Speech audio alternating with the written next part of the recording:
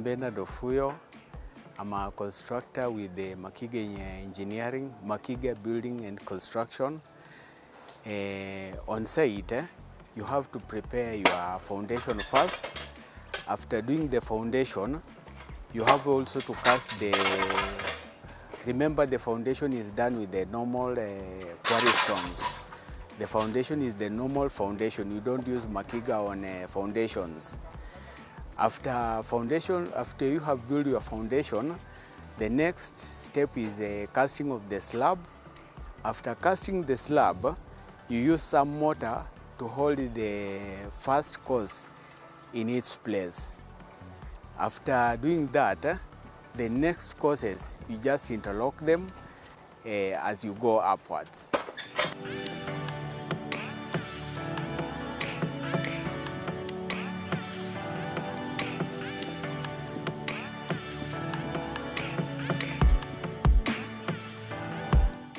My name's Jonathan Hesbon Moita. I am supervising the interlocking block making and from Makiga. There is two institutions, as you had already been told. There is Makiga Engineering Company, which is associated with the manufacturing of the machines that make the Makiga blocks. And then there is Makiga Construction Company that is concerned with the construction work. Within the construction work, that is where we embark on making the ISSB, interlocking stabilized soil blocks.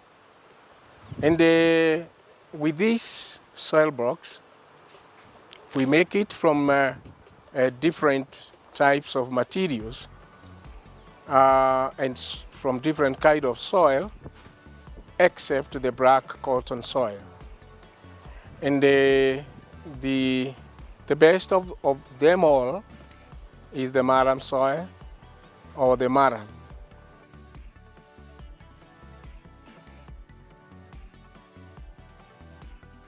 And when we get to the red soil, we have it here. Sometimes we sieve to get the best and the finest of the soil. And that's why we use this to sieve the soil to get the best, to remove the big stones and get the type and the evenness of the type that we want.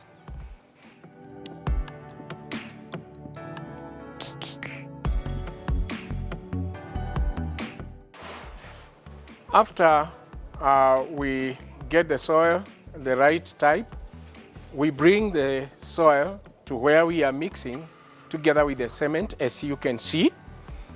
Then we mix the soil, or the type of the soil, with the right kind of the cement that we want, and the sand, depending on the ratio that we got from Makiga Laboratory.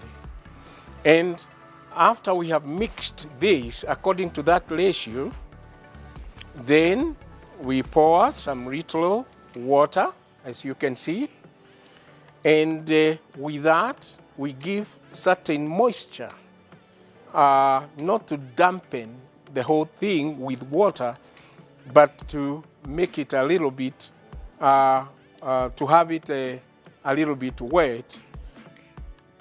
Then we mix the soil evenly, and we mix thoroughly to give it homogenization.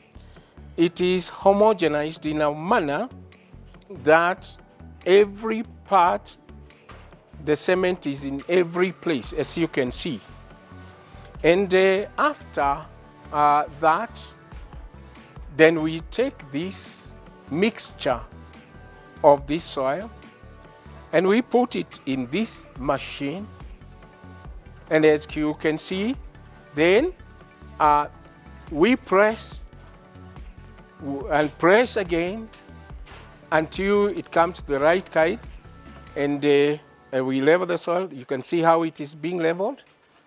And then after that, the pressing. After that, we produce the block. We remove the block from the inside, and from there the block is taken to go where it is supposed to be kept so that the drying starts. But as it starts, it is a certain way. There is a certain way of drying them. We don't just put them here to start drying them. First of all, we keep them here, and then we cover them with a polyethylene sheeting, as you can see.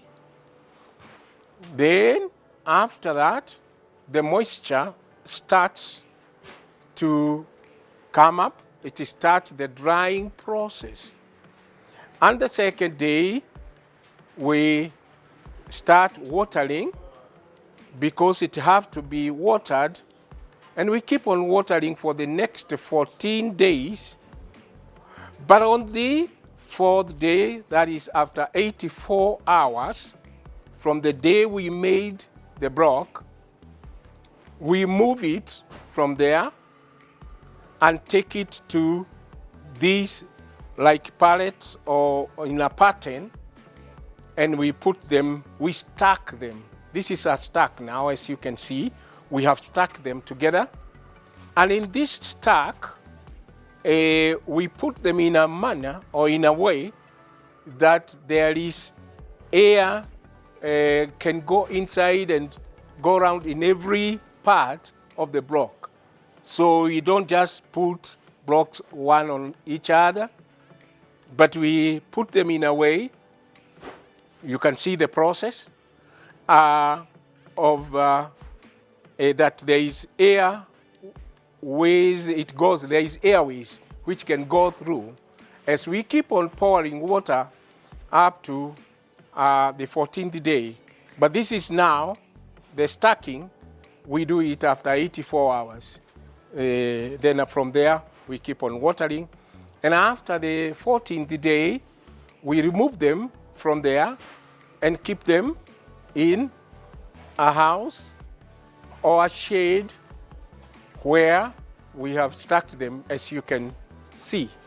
And the blocks are ready to build even after that, those 14 days, but we would like to recommend 21 days. Then it is completely dry and ready for construction. Yes, thank you.